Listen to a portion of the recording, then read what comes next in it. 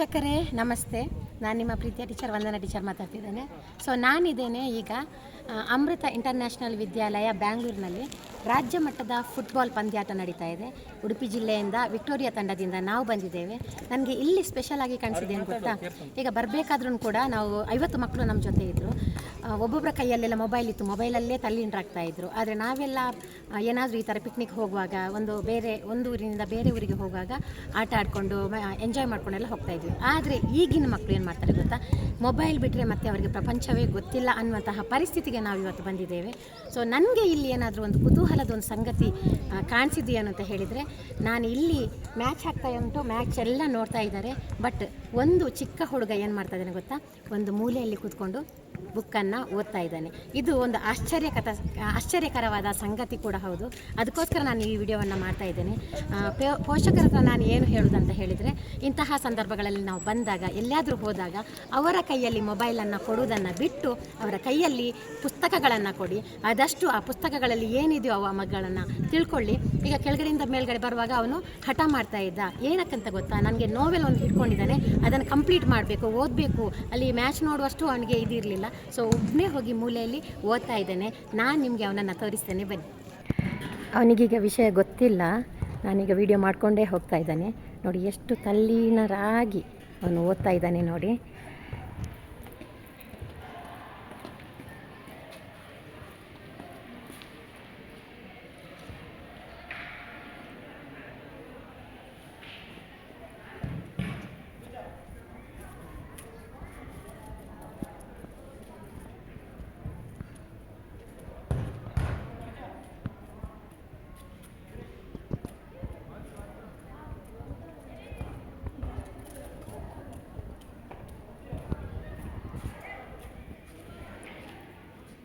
ಈ ಮಗುವನ್ನು ನೋಡಿ, hello, hi Baba, what's your name? Taksh. Which standard? Third. What's your school name? Christ Academy. Where? Christ Academy. Where it is? Begur Koppa Road. Very nice. See, ನೋಡಿ ಇಲ್ಲಿ ಇನ್ನೊಂದು ಮಗು ಇದೆ, ನೋಡಿದ್ರಾ? ಈ ಮಗು ಕೂಡ ಅವರ ಹೆತ್ತವರಲ್ಲಿ ಅಣ್ಣ ಬುಕ್ಕು ಓದ್ತಾ ಇದ್ದೇನೆ, ನನಗೂ ಕೂಡ ಬುಕ್ಕು ಬೇಕು ಅಂತ ಹಠ ಮಾಡಿದ್ದನ್ನು ನಾನಾಗ ನೋಡಿದೆ. ಈಗ ಅಣ್ಣನಿಗೆ ಬಿಟ್ಟು ಅವನ ಹತ್ರ ಸ್ವಲ್ಪ ಆ ಬುಕ್ಕನ್ನು ಕೊಟ್ಟರು ಪೇರೆಂಟ್ಸ್. ಈ ಥರದ ಬದಲಾವಣೆ ಖಂಡಿತ ನಮ್ಮ ಮಕ್ಕಳಿಗೆ ಬೇಕು. ಅವನದೇ ಲೋಕದಲ್ಲಿ ಓದ್ತಾ ಇದ್ದಾನೆ. ಇಲ್ಲಿ ಎಂಥ ಆದರೂ ಗೊತ್ತಾಗ್ತಾ ಇಲ್ಲ. ಅಲ್ಲಿ ಮ್ಯಾಚ್ ನಡೀತಾ ಉಂಟು, ಎಲ್ಲರೂ ಮ್ಯಾಚ್ ನೋಡ್ತಾ ಇದ್ದಾರೆ. ಬಟ್ ನಮ್ಮ ತಕ್ಷ ಓದ್ತಾ ಇದ್ದಾನೆ. ಆಲ್ ದ ಬೆಸ್ಟ್ ಕಂದ, all the best. Yes, very good. ಬಾಬು, ಹಲೋ, ಇರೇ ಓದೋಡೆ, ಬಾಬಾಗೆ ಓದೋಡೆ, ಬುಕ್ಸ್ ಓದೋಡೆ. ಈಗ ಅಪ್ಪನ ಜೊತೆ ಹೋದ, ಆಗ ಅಮ್ಮನ ಜೊತೆ ಹಠ ಮಾಡಿ ನಾನು ಕೂಡ ಬುಕ್ ಓದಬೇಕು ಅಂತ ಹೇಳಿದ. ಇವರ ನಮ್ಮ ಈ ಚಿಕ್ಕ ಮಗುವಿನ ಪೇರೆಂಟ್ಸ್ ಇವರು ಡಾಕ್ಟರ್ ಸ್ವಾತಿ ಶೆಟ್ಟಿ, ಇವರು ನಿಶ್ಚಿತ್. ಎಸ್, ಇಂತಹ ಪೇರೆಂಟ್ಸ್ ಬೇಕು ನಮಗೆ.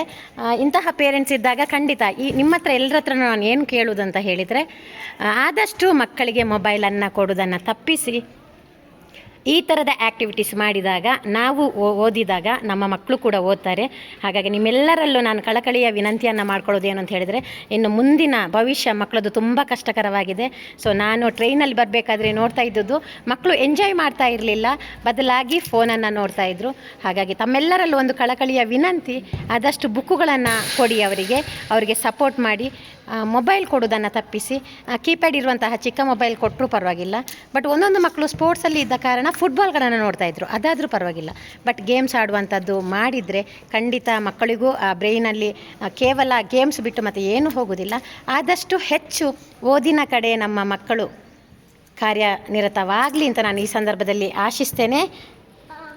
ಎಸ್ ಕಂದ, thank you. Yes, very good.